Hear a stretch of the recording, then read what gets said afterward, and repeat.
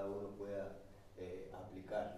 Desde ya muchísimas gracias, hemos convocado a muchos expertos, así que hoy van a tener la palabra de gente que sabe un montón, sepan aprovechar, vamos a tener un tiempo también para poder interactuar e intercambiar, así que bueno, que lo disfruten mucho y que les sirva. Gracias. Gracias. Bueno, me presento, soy Germán Lehner, seguramente prácticamente nadie me conoce acá porque bueno, yo vengo más de la parte académica, yo soy químico, hice mi doctorado en química, mi licenciatura en química, doctorado en química. Básicamente gran parte de mi carrera me dediqué a estudiar procesos de almacenamiento de energía en baterías, ¿sí? En energías renovables y bueno, todo lo que es asociado a baterías. En su principio baterías de litio y ahora me estoy moviendo un poco hacia sistemas libres de metales conflictivos por toda la cuestión socioambiental y todas las presiones que están surgiendo en los lugares en donde se sacan los materiales activos para las baterías. Y en la pandemia, luego de que volví de Alemania de trabajar acá, dije, bueno, vuelvo a Argentina, me voy a empezar a involucrar un poco con temas que sean más de nuestro suelo, de nuestra nación, más que algo más global, del auto eléctrico, etcétera, etcétera. Y estudiando un poquito me encontré que son los mismos procesos. Básicamente lo que ocurre en una batería, como decía Sergio hace un rato, es prácticamente lo mismo que ocurre en un suelo, y para mantener el suelo cargado justamente lo que uno tiene que hacer es inducir las reacciones químicas que hacen que las baterías funcionen bien y bueno, que el suelo también funcione bien. Entonces ahí llegué, digamos, a lo que es la agroecología teórica y computacional, porque yo venía haciendo ya química computacional a partir de mecánica cuántica, a partir de dinámica clásica también, a partir de las ecuaciones de Newton, que hizo muchas ecuaciones que todavía se usan, aunque por ahí su filosofía, como decía Eduardo, era bien determinista, digamos, justamente las ecuaciones de Newton se dice que son determinísticas. Y en este tema básicamente lo que estoy haciendo, o lo que estamos haciendo, porque no estoy solo trabajando, es tratar de predecir algunos escenarios a partir de los datos que se tienen, o de los datos que al menos yo pude conseguir, y hacer simulaciones a la nanoescala sobre qué pasa en los suelos vivos, ¿sí? Versus en los suelos muertos. Esto lo estoy haciendo en colaboración con Charlie Medrano, que trabaja en la Universidad de Bremen, Alemania, con el Rafa Lagmanovich, que probablemente muchos lo conocen, es uno de los pioneros en de alguna manera caracterizar el daño ambiental que se está haciendo en toda Sudamérica básicamente. Ellos lo hacen a partir de anfibios, ¿sí? Y bueno, y con el gringo, Leandro, que con él tenemos un proyecto en común sobre caracterización de los bioinsumos. Pero para esta charla en lo que me centré más en algo que se viene y que está teniendo mucha fuerza y en lo cual hay que empezar, me parece, a articular a partir de tanto la academia, productores, gente, sociedades, que es en el data science, que básicamente esto se viene haciendo desde que se cuenta, ¿sí? O sea, las primeras gente que empezó a tomar datos justamente son las personas que trabajaban en agricultura hace 10.000 años atrás, que tenían que contar cómo le fue en el año anterior, contar parcelas, contar rendimientos, etcétera, etcétera. Y de alguna manera ellos necesitaban algo, una calculadora, algo para poder procesar eso y para después tomar una decisión.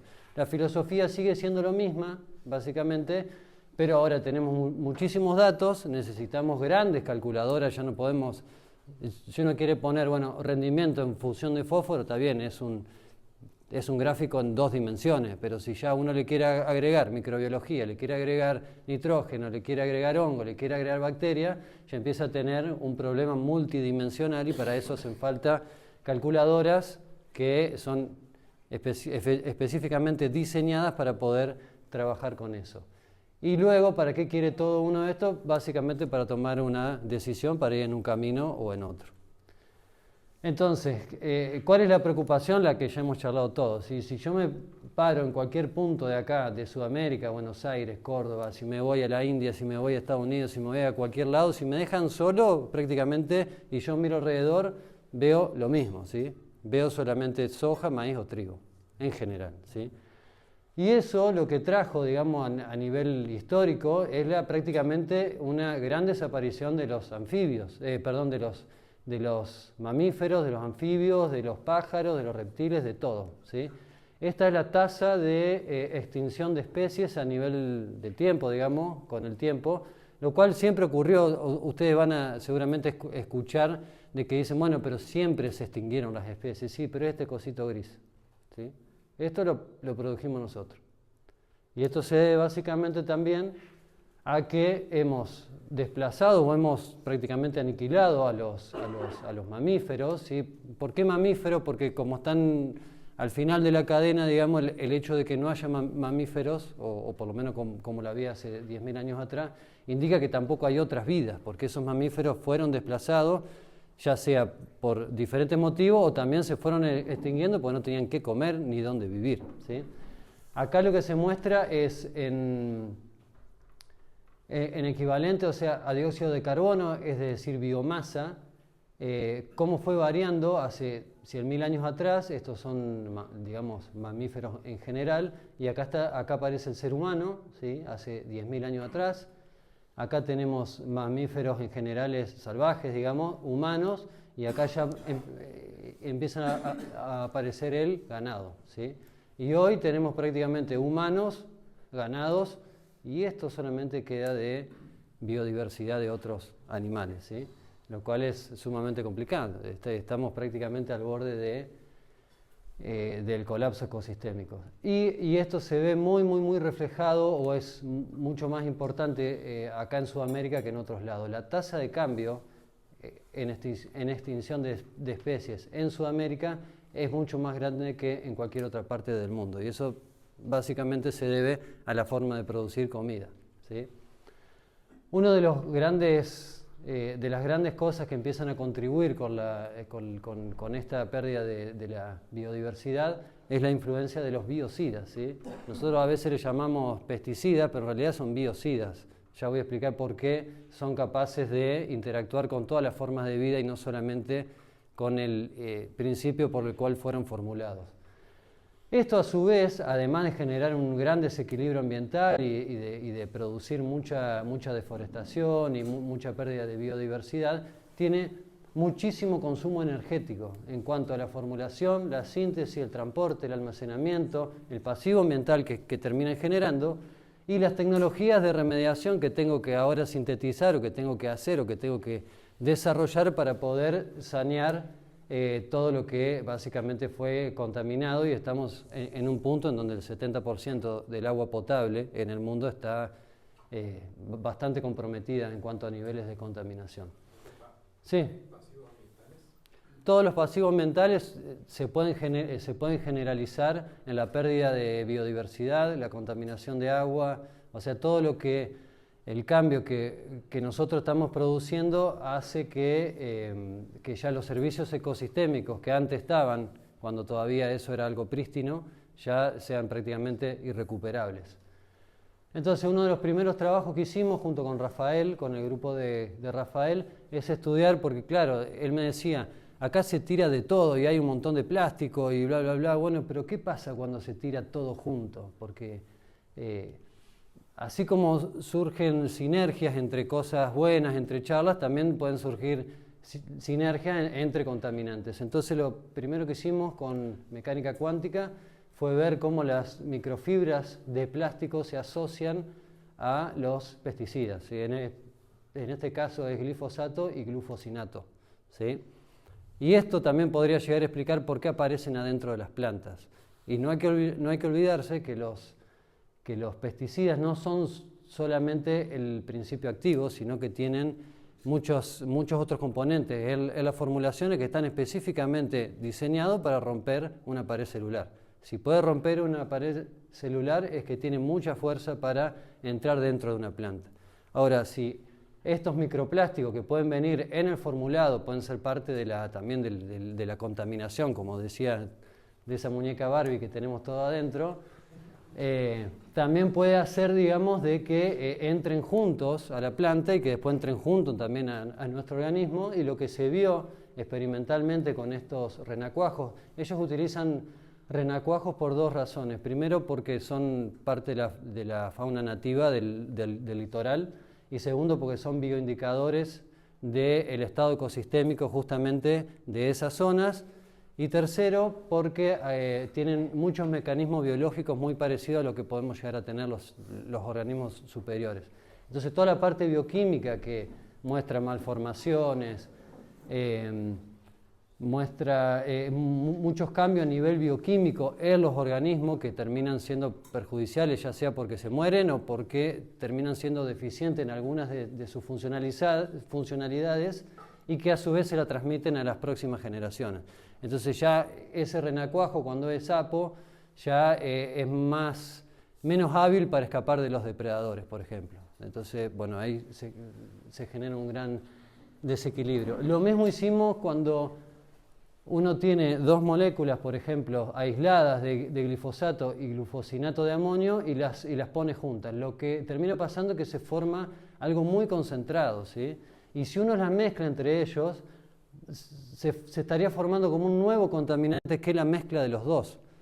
Es algo que no se conocía hasta el momento, porque uno siempre piensa las cosas disgregadas, porque también así estamos pensando últimamente, de que bueno, yo tiro glifosato acá, tiro glufosinato acá, tiro antracina allá, pero lo que empieza a pasar es que se empiezan a asociar entre ellos, empiezan a generar nuevos contaminantes que no se conoce absolutamente nada.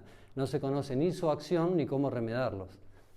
Bueno, acá también se vio cuando hicieron ensayos con estos renacuajos que cambian mucho las funciones biológicas, hay mucha letalidad y hay mucha sinergia entre ellos cuando están juntos.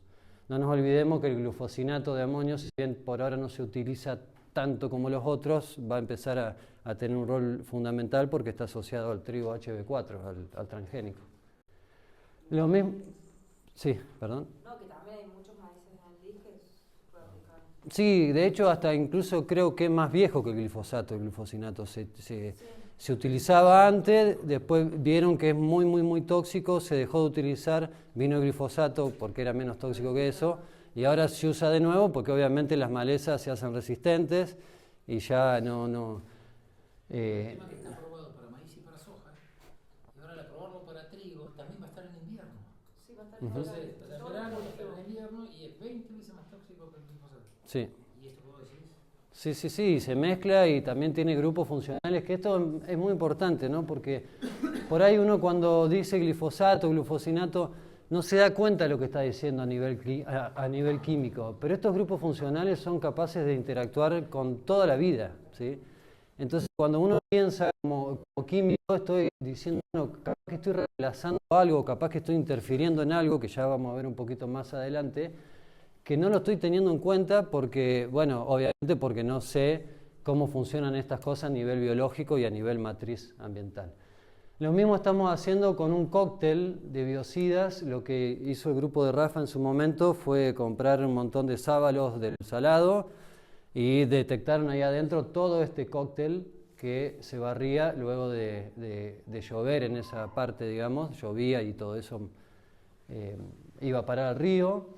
Y dentro de los sábalos aparecieron todos estos pesticidas en una concentración récord a nivel mundial. Y el sábalo para la zona, para Entre Ríos, Santa Fe, para toda esa zona, es sumamente importante porque es una de las comidas más populares que hay, digamos. O sea, prácticamente es el pescado más barato y allá todos comemos sábalo. Entonces, es algo sumamente preocupante que no había estudios hasta ese momento de cuál es, digamos, el impacto que convivan estos dos sistemas. Un río al lado de algo que está todo el año fumigado. Lo que vimos acá también es que si uno pone todas estas cosas por separados en agua, la termodinámica lo que nos dice que se va a tender a juntar y que va a vivir ahí un montón de tiempo, salvo que algo lo quiera romper, salvo que yo vaya con mucha energía para romperlo.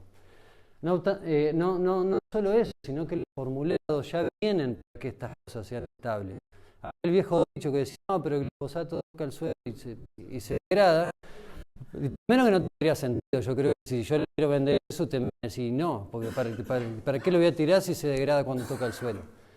Y segundo, que no cumpliría su función, ¿sí? Porque justamente eso tiene que ser estable, tiene que tener la posibilidad de atravesar paredes celulares, que no es poco, ¿sí? Son muy fuertes las paredes celulares. Y hay que entrar como principio activo para hacer todo el mecanismo por el cual son formulados. ¿Qué pasa, por ejemplo, otra cosa que estamos estudiando? ¿Por qué se ponen los suelos? Y yo trato con esto de que tiene que haber una falta de comunicación entre las partes. No solamente porque el glifosato o el pesticida que sea va a atacar a la maleza, sino porque hay algo de falta de comunicación entre la planta y el suelo. Y entre medio es la primera comunicación que existe entre la planta y el suelo, la planta bacteria. ¿Sí? ¿Qué pasa? Por ejemplo, esta es una enzima, esta es la acetilcolinasa, no, esta es la histidina, perdón. Esta enzima tiene un residuo que se llama N-histidina, ¿sí? La primera comunicación que hay entre suelo, entre planta y bacteria es a través de la autofosforilación, es decir, viene el ATP, ¿sí? ¿Se acuerdan del ATP? Tiene un grupo fosforilo. El grupo nitrógeno de la misma enzima lo que hace es autofosforilarse porque ataca a este ATP, se queda con un fosforilo y sale ADP, ¿sí? Ese es el primer paso para la comunicación. ¿Qué pasa cuando hay glifosato en el medio? Compiten, ¿sí? Entonces ya la comunicación se frena. Y por el principio de Le-Chatelier, no sé si se acuerdan de química general, cuando algo está muy concentrado, lo que tiende a hacer es desplazar a lo que está menos concentrado. Entonces, que exista esta reacción competitiva, ¿sí? Y a su vez que yo tenga mucha concentración de esto, porque nosotros vivimos en el país que más glifosato consume per cápita, hace que prácticamente esto pueda llegar a explicar la falta de comunicación que hay en el suelo, y eso hace que el suelo esté muerto, ¿sí? Otra cosa sumamente importante que vimos es la absorción, el poder de absorción que tiene, por ejemplo, el glifosato sobre estructuras de suelo. Esto es una simulación de un óxido de silicio con calcio, ¿sí? El óxido de silicio forma parte de todos los suelos y el calcio también. Y resulta que se pega prácticamente con la misma energía que los ácidos húmicos y que otros tipos de ácidos orgánicos que se generan, como decía Sergio, en la fotosíntesis, ¿sí? Entonces es otra reacción competitiva que si yo concentro mucho de este lado me va a estar desplazando la posibilidad de que el suelo esté impregnado al menos con nutrientes para que algún microorganismo pueda vivir, reproducirse y defender a la planta, sobre todo a nivel raíz y a nivel foliar. Entonces, eso es dato malo, ¿sí? Ahora vamos con los datos buenos. Ya se sabe bastante, o sea, la academia ya viene hace por lo menos, bueno, hubo dos etapas, una antes de la revolución industrial y otra hace unos 10, 15 años, en donde se empezaron a estudiar de manera sistémica, de manera holística y de manera compleja a los sistemas agropecuarios como un organismo, ¿sí? Y básicamente todo concluye en que los paisajes multifuncionales, que en los paisajes multifuncionales uno puede albergar prácticamente los mismos servicios ecosistémicos que uno tiene en un monte prístino, con rendimientos inclusive superiores a los convencionales. Y por supuesto que esto debe variar de región, de tipo de grano, etcétera, etcétera.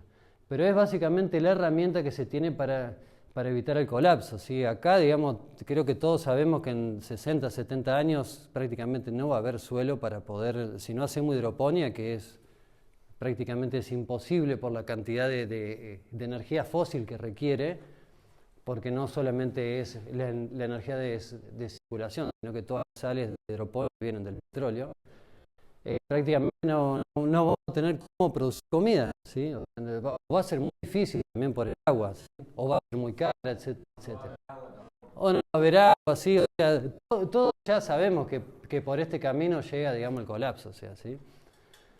Entonces, bueno, dado esos dos escenarios, lo que ya explicaron muy bien aquí sobre cómo ir haciendo las transiciones y sobre todas las cosas que debemos mejorar, uno lo que puede hacer es tratar de meter todos esos datos en una gran calculadora o en una calculadora pesada, básicamente, para poder encontrar relaciones, ¿sí? Que uno trata de buscar esas relaciones y no solo correlaciones, sino esas correlaciones asignarles una causa, una consecuencia, ¿sí? Porque uno puede encontrar correlaciones que en principio no tengan causa. Y esto es uno de los modelos que más se utilizan digamos, en ecología teórica, que es el modelo predador-presa. ¿Sí? Y esto es bastante simple, uno tiene un predador y tiene una presa. Para que el predador no se muera necesita de la presa, sí o sí, si no se muere. Y para que la población de la presa esté controlada y no se quede también sin comida la presa, necesita del depredador. Pero siempre fíjense que en todos los sistemas, el depredador siempre está por debajo de la presa. O sea, la población del depredador siempre está por debajo de la presa. No puede ser al revés. Si es al revés, se llega a puntos de no retorno que se llaman, que es cuando ya llegaste al colapso y ya prácticamente no podés volver, ¿sí? Para el sistema, para el trabajo que estamos haciendo, nosotros obviamente tomamos como predador al ser humano, ¿sí? Y como presa a los bosques. ¿Y por qué los bosques? Porque bueno, es bastante difícil si no decir, bueno, bosques agropecuarios, ganado, etcétera. Entonces, como que normalizamos todo a la superficie de los bosques, que es en general lo que tenemos que tratar de restituir, ¿sí? Y acá hay dos cosas que empiezan a jugar, digamos, porque no solamente es la población de uno y la población de otro, sino sería muy determinístico, sino que empieza a aparecer un factor de desarrollo tecnológico que va en detrimento de los bosques y que es cada vez más grande cuanto más población humana hay, ¿sí? Y está la superficie de los bosques que va creciendo también con la capacidad de carga que tienen esos bosques para poder abastecer las necesidades humanas, básicamente. O sea, la capacidad de carga es la capacidad que tiene el planeta para darnos de comer, en este caso. Estas son las ecuaciones, no me voy a meter con eso. Este es el paper por el cual nosotros empezamos a trabajar en esto. Y lo que empezamos a ver es lo siguiente. Digamos, la curva negra, no sé si la alcanzan a ver. Esto se hace así. A partir de los datos anteriores, uno lo que hace es tratar de encontrar la función que representa todos esos datos anteriores. Y con esa función, si nada cambia